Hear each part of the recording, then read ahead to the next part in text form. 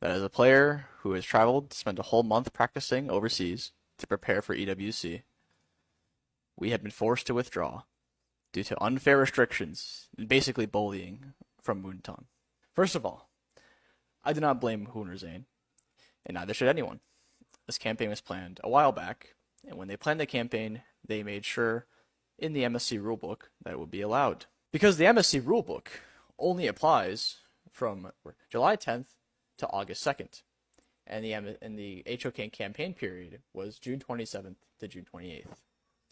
And the HOK campaign was announced publicly, and Moonton immediately sent an official notice to us that if Hoon or Zane did partake in the campaign, that they will be banned from participating in EWC, which also results in the S8UL team being banned from being able to compete. We were pissed, but most especially Saul was pissed, S8UL.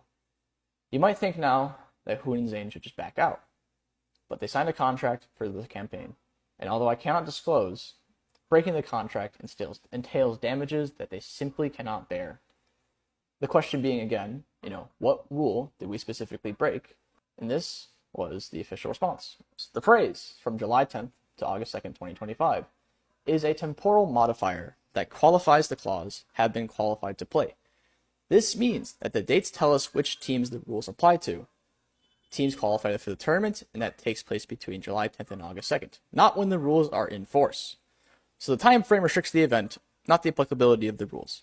They would not even let us have a different NA substitute player to fly in to potentially replace. They have already contacted other runner-up NA teams to potentially replace us. Now at this point, there were attempts to negotiate, like, can we have less penalty and make up for it with fines? Or if we could do, a bunch of content for them at EWC to make up for it.